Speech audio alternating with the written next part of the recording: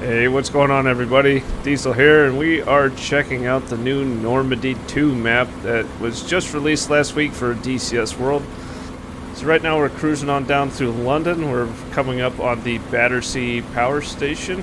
Very iconic power plant there in London, right there on my right.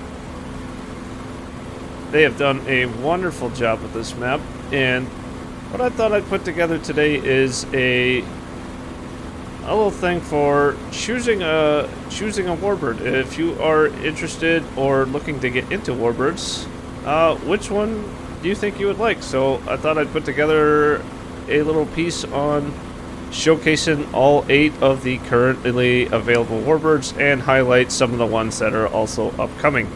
Alright, so let's look into this. Wow.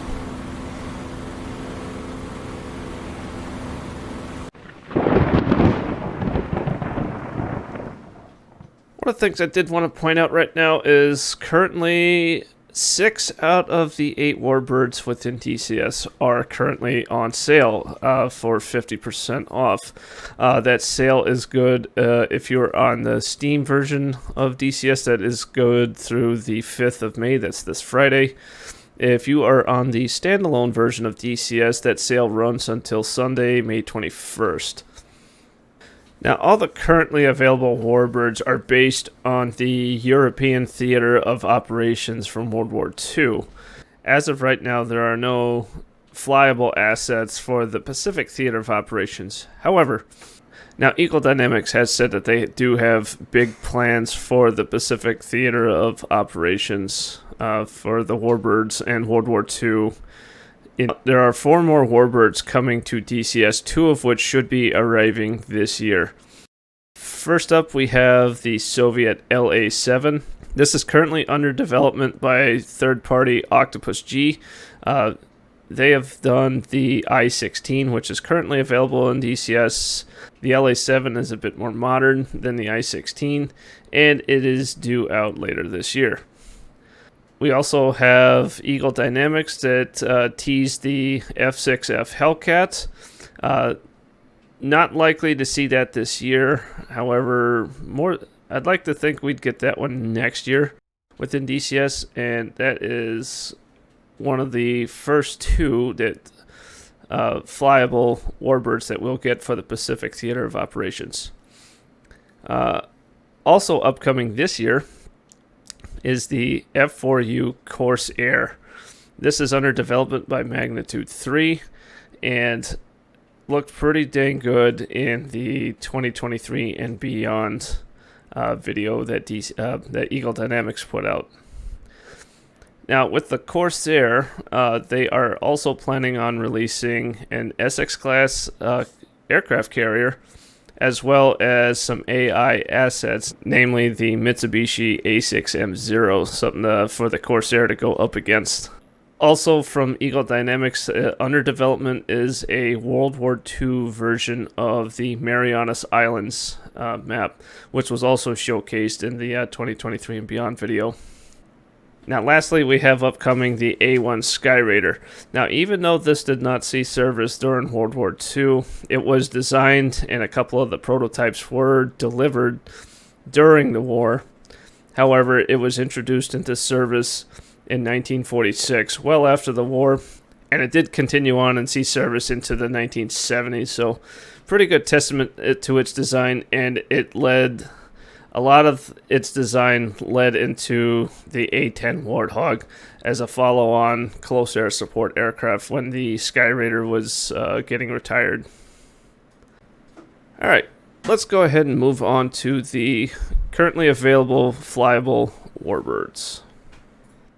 Alright, now up first we have the Soviet I-16. This made its debut around 1935. Not exceptionally fast. It is very, very maneuverable. However, it is not the most ergonomic of aircraft. If we go ahead and jump into the cockpit, it is an open cockpit, so a little noisier than most. You got an awful lot of controls inside here. There are 4 separate controls just to raise and lower the landing gear with this mechanical pulley and crank cranks and pulleys and a bunch of other fun things. Most of the cockpit is in Russian. However, there is a option in the special options to put a lot of the English translations underneath most of the controls to help you out.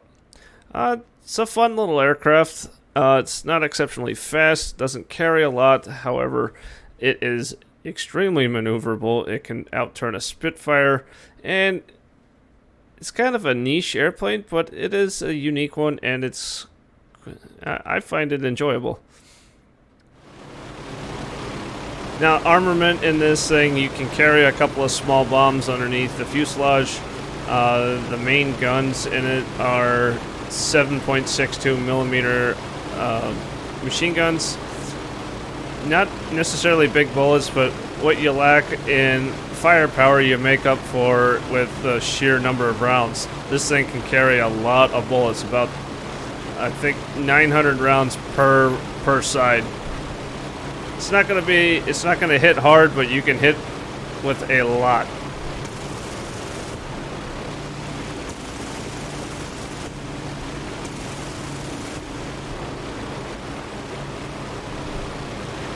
And as a testament to its maneuverability, just pull a nice tight turn.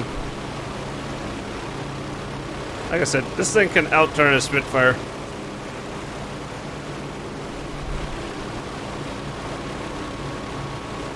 That's about as hard as I can pull. She'll let you know before she's about to depart flight by shaking, as you can see there. That there is the I-16, everybody. Alright, now up first for the Luftwaffe, we have the FW190 A8, also known as the Anton. This is based on a 1944 version of the FW190, powered by the BMW 801 14-cylinder radial. It's not the fastest German fighter. However, it's pretty rugged and reliable, packs a hell of a amount of firepower with 4 20mm cannons and a pair of 12.7mm machine guns. The cockpit is pretty well laid out, very pilot-friendly. You got a lot of electric controls and switches inside here.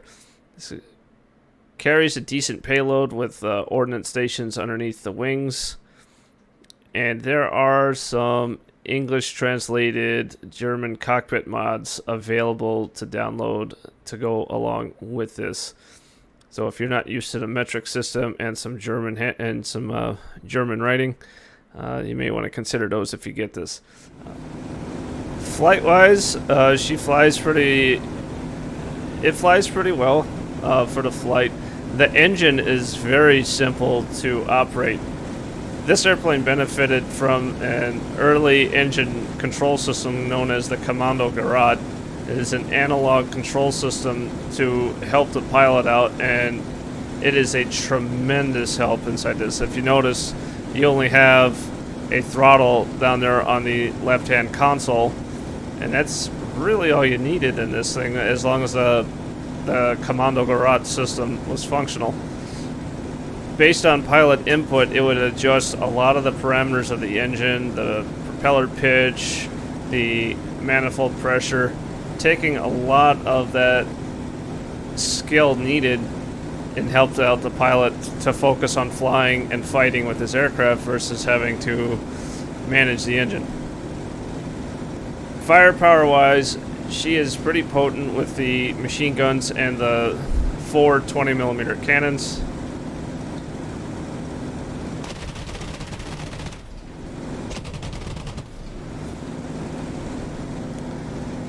Now, she's not the fastest German fighter like I mentioned, but she does have a pretty damn good roll rate and has decent turn performance for its time. I enjoy this one myself. Like I said, it's pretty rough and rugged.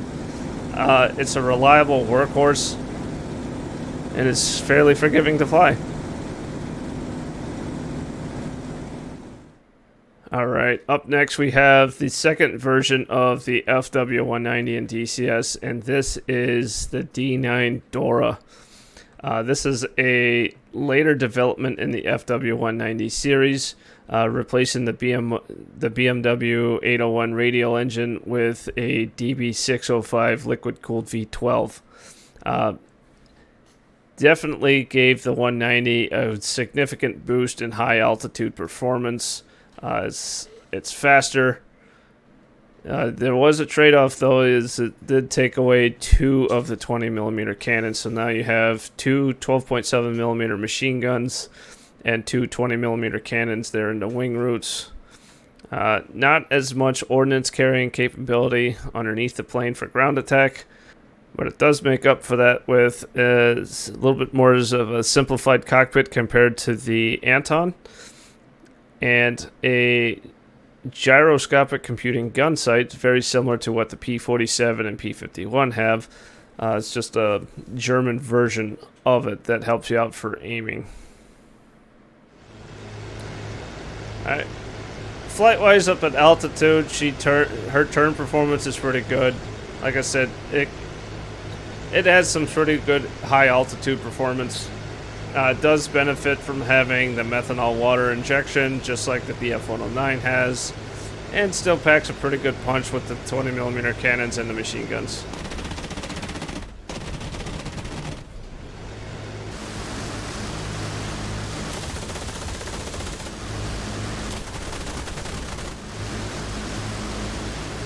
This is another aircraft I enjoy. I don't fly it as often as I do some of the others, but this is a pretty solid aircraft, and if you're into the Luftwaffe Warbirds, this may be a solid choice for you. And finally, for the German Warbirds, we have the legendary BF-109. This made its debut in the late 1930s, and throughout the duration of the war, received a lot of upgrades throughout its service life. Now, I do want to point out some of the bad characteristics of the 109 is the narrow track landing gear. They're also fairly tall, and you have a very powerful DB605 V12 underneath the hood there. It's not the most forgiving when it comes to ground handling. However, with practice, it is manageable. It'll take a lot of practice, especially if you're new to these things, but once this particular aircraft is in the air, it is a beast. Now, the cockpit is not as well laid out as either version of the FW190. However, all the controls are right where you need them. Just like the 190s, there are English mods, English cockpit mods available. There's not one that's embedded within DCS. And engine management isn't as simple as the FW190s. It does not have the Commando Garage system. However, it has something else that helps you out, that it will an automatic propeller pitch system that will adjust the pitch of your propeller based on the power level that you have set on the engines. Now, in the air, this is very maneuverable. You have leading edge slats that automatically deploy at higher angles of attack to help with your turn rate.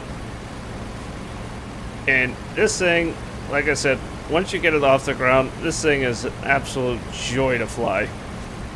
Absolutely love it.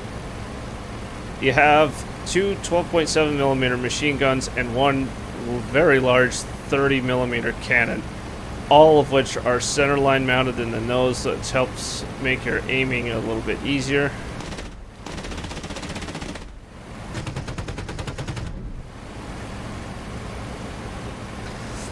The sound of this big inverted V12 is pretty darn good. Sounds pretty good on the outside. The supercharger system in this particular aircraft tends to runs out of air at around 8,000 kilometers. That is where the American fighters, such as the P51 and the P47, will start to dominate over the BF-109. However, below that altitude, this thing is very hard to beat. For ground attack, you only get one ordnance station and it's mounted centerline. This thing is a high performance aircraft, and ground attack was not at the forefront of the design of this aircraft. This was meant to be something to go up, shoot down enemy bombers, and take the fight to the escorts. For me personally, this is very likely my favorite German aircraft to fly within DCS. Alright, moving over to the Allied side again, we have the iconic Supermarine Spitfire, this one being the Mk IX that we get to fly within DCS. Remembered very well for her role in the Battle of Britain, not to take away so much from the contribution of the Hawker Hurricanes, something else I would love to fly within DCS, but I digress. The Spitfire in DCS is very well done, and it is fun to fly and highly maneuverable. Now, the cockpit is not as well laid out as other aircraft. You tend to have controls kind of all over the place.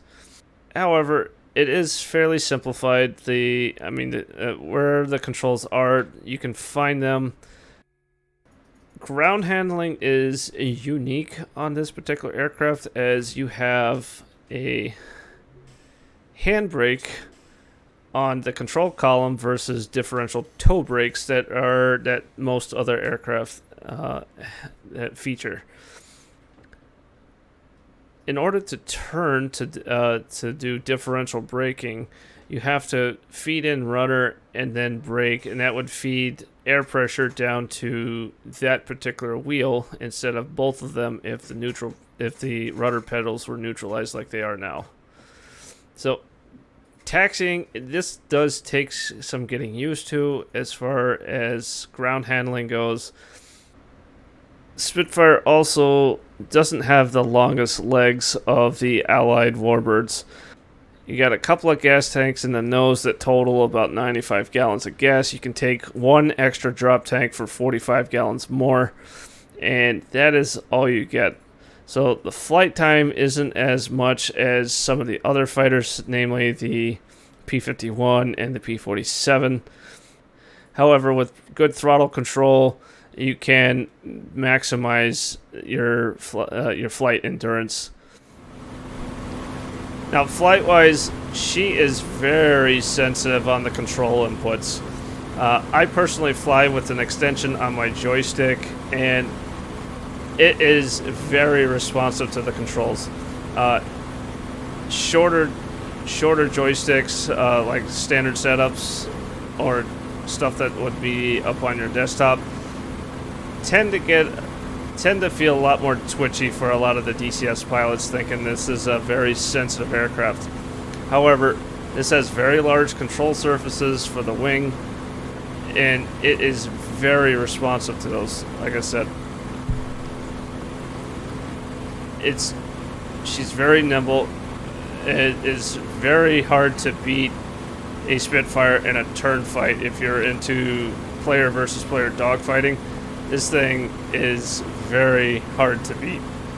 She packs quite a punch. She's got 4 .303 caliber machine guns out in the wings, plus 2 20mm cannons in the wings as well. So she packs a punch. The 303s aren't as strong as, say, the American 50 calibers, but they also make up for that in rate of fire. They fire pretty darn quick.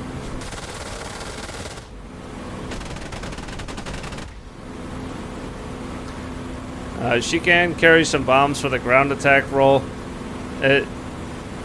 Overall, I really enjoy the Spitfire. It is very maneuverable, and with the Spitfire, you actually get 2 variants to choose from. You also get the clipped wing variant of the Spitfire, which, other than the sections of the wingtips that have been removed, it is, for all intents and purposes, the exact same Spitfire that you just saw me flying. Now, the clipped wing variant of the Spitfire gains in both roll rate and turn performance. However, that is offset by your rate of climb is reduced compared to the normal wing Spitfire, and high altitude performance isn't as good as the normal wing Spitfire either.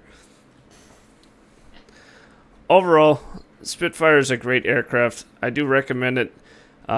It does come with its challenges with the with ground handling, with the what I think is a unusual braking system. That does take some getting used to. However, it's very nimble, very agile, and once you get used to ground handling, this is a really good aircraft to fly. Alright, up next we have the most recent addition to the DCS Warbird hangars, and that is the de Havilland Mosquito. This is another British aircraft, and for the Warbirds, it is also the first multi-crew aircraft by featuring both a pilot and a navigator. This is powered by a pair of Merlin 25 V12 engines, very similar engines to what's in the Spitfire, except now you have two of them.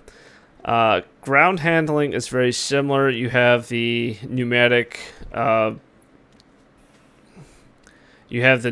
braking system, very similar to a Spitfire.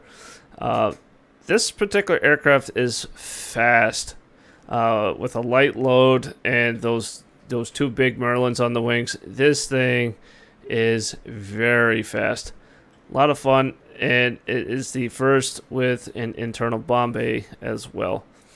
My opinion on multi-crew aircraft, these things are very enjoyable whenever you have two people in the cockpit. I'll jump over to the navigator seat. So here's the view from the navigator seat. I have access to most of the controls on the front panel and the right hand side, in addition to all the radio navigation equipment.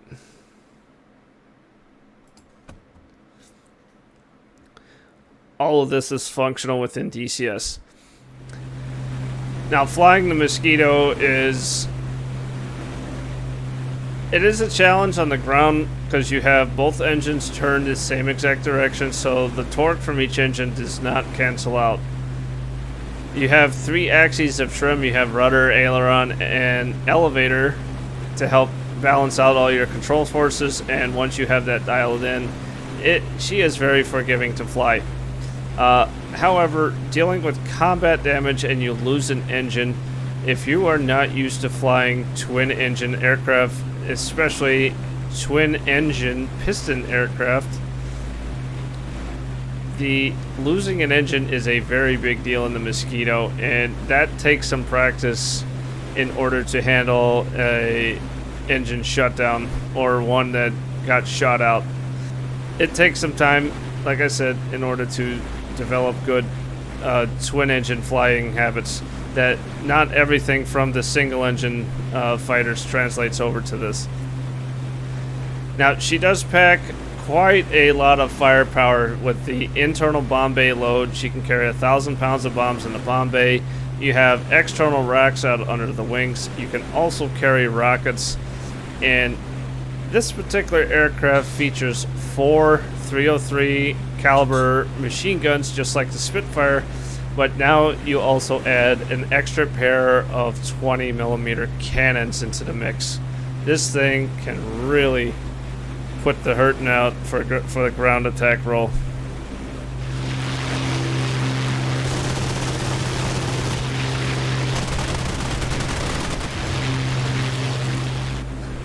Now, me personally, I really like the Mosquito. I enjoy it a lot. This is an aircraft that I prefer to fly as a multi-crew. I don't generally fly this thing solo. You can solo pilot the Mosquito and be successful with it. However, in my opinion, it is far more enjoyable when you put two people in the cockpit. And that kind of holds true for all the multi-crew aircraft. I absolutely love it whenever you put two people in the Tomcat. The Huey is a lot of fun. Multi-crew is an awesome feature, and I'm glad we have a Warbird that takes advantage of that. And for me personally, I really hope Eagle Dynamics expands into the medium-sized aircraft and for the Warbirds, like the C-47 or B-25. Those aircraft would add a lot to DCS, in my opinion, and I hope they continue on with that because they did an excellent job here with the Mosquito. All right, up next is the American P-47 Thunderbolt, this being a D model with the bubble top canopy. Now, the P-47 is the first American fighter that is powered by a radial engine, and in this one's case, it's the legendary Pratt & Whitney Double Wasp R2800 18-cylinder radial engine. Now, in my opinion, it is also the most complex engine to run in DCS, as you got that big, massive engine up front. You have a water injection system to help you out. You also have a turbocharger for high altitude work.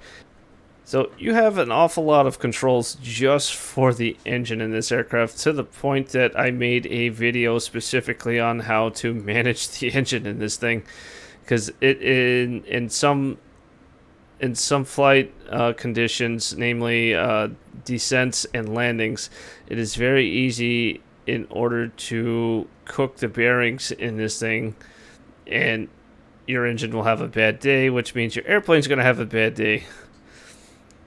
However, even with that, this thing is a very tough aircraft once you get past on how to deal with running that engine. It can take an awful lot of combat punishment because it's air cooled. This thing packs a lot of firepower with 4 50 caliber machine guns in each wing. You can carry bombs, you can carry rockets with this thing. It excels at ground attack. This is one awesome aircraft. Put that turbocharger to use, and you can do some high altitude work in the air-to-air combat role with this particular aircraft. Now, flight-wise, she is a very heavy aircraft, and with a full combat load with either drop tanks and bombs, or bombs and rockets, you can be over 12,000 pounds, and you will feel it. She can be a heavy aircraft, but like I said, she packs one hell of a punch. I'm up here at at almost 20,000 feet. And thanks to that turbocharger that's back in the tail, I'm able to maintain full engine power even at higher altitudes, where some of the mechanical supercharger-driven aircraft can start to struggle. This is about where the BF-109 starts to run out of air with its supercharger. Overall, this is a fantastic aircraft. I absolutely love this one, especially in the air-to-ground role. She has taken an awful lot of punishment and gotten me back to base to live on to fight another day. So if you are into the American fighters, I do recommend the P-47. This is a fantastic aircraft, and this was one of the more recent additions to DCS. This came out about a year before the Mosquito did. Alright, last but most certainly not least, we have the iconic P-51D Mustang. This is one beautiful aircraft, and this was one of the first Warbirds that came available in DCS. The P-51 has a very well laid out cockpit, very easy to find almost all of your controls. She's very nimble, and in my opinion is the easiest one to handle on the ground, as you benefit not only from differential brakes on your toes, but you also have a steerable tail wheel. This is probably the easiest one to taxi around on the ground. Very forgiving to fly. She doesn't pack as much firepower as the P-47. She only has 6 50 caliber machine guns in the wings, but she can carry rockets and bombs as well. She does really good in the ground attack role. She's pretty nimble, especially compared to the Jug. However, this thing does have that Achilles heel, and that is the liquid cooling system, which just also happens to be mounted on the belly of the aircraft. So the cooling system in this airplane does not deal with combat damage very well. Once it gets a hole put into it, the engine is not going to survive for terribly much longer, as that leads to an overheat, and then the engine will seize and fail. That said, it's still, this thing is, here, let me just get in the air, I'll show you guys. Alright, here we are in the air, coming, just patrolling off the coast, just the chalk cliffs of Dover right there off onto my left. This was my first Warbird in DCS, and it's been an absolute joy ever since I've had it. And if you're wanting to try a Warbird, and this is a good one to start with. And in fact, you guys already have the free training variant of the P51, which is the TF51 trainer. It is an unarmed version that comes packaged with DCS. So it has no capability whatsoever of carrying weapons. You can hop in and fly it and see what it's like to fly a Warbird. However, if you are interested in Warbirds and you want to get started in it, this is an excellent one to start with. Her graphics aren't as up to date as, say, some of the newer stuff like the Mosquito and the P47. However, it's still pretty darn good to look at, and she flies superbly. It's probably hands down my favorite one in DCS. Highly recommend this one. Well, there you have it, everybody. My guide on picking a Warbird if you are looking into getting into Warbirds in DCS. This is a great time for it, especially with the new Normandy 2 map that just came out. We have 8 Warbirds currently available, most of them based in the European theater, like I mentioned earlier, but Eagle Dynamics is definitely looking to expand into the Pacific theater. Definitely looking forward to that. Bigger and better things are coming for Warbirds in DCS. So, with that, thanks for watching. Hope to see you in the virtual Warbird skies, and we'll see you in the next one.